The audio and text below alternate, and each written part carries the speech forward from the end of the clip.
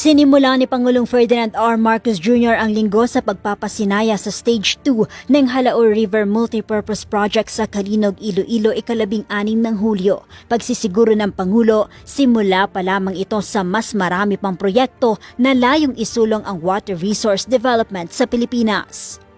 Araw ng Huwebes, nagtungo ang Pangulo sa Puerto Princesa City, Palawan upang personal na ipamahagi ang nasa 100 million pesos na presidential assistance para sa provincial government ng Palawan at Marinduque. Katuwang nito ang farm machinery at inputs para sa mga magsasaka at mangingisda sa lugar na lubhang apektado ng El Nino.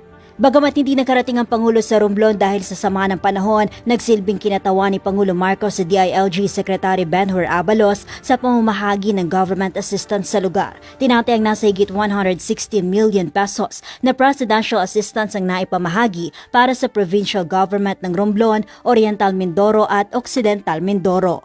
Araw ng Biyernes, ika-19 ng Hulyo, kaliwat ka na aktibidad naman ang dinaluhan ni Pangulong Marcos. Una na mahagi ng presidential assistance para sa mga magsasaka at mangingisda sa Cordillera Region.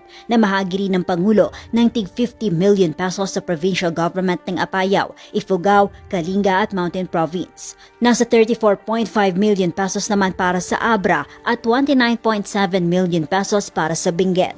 Matapos nito, dumiretso si Pangulo Marcos sa Pasukin, Ilocos Norte para sa inaugurasyon ng Sulvex Small Reservoir Irrigation Project. Ayon sa Pangulo, hindi lamang ito makakatulong sa pagsusulong ng food security at pagpapalakas ng agri-sector ng bansa, bagkus makakatulong rin ito sa development ng aquaculture at turismo sa lugar.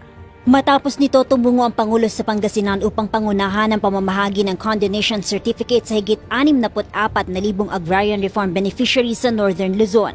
Layo nitong burahin ang higit 3 billion pesos na halaga ng utang ng mga benepisyaryo.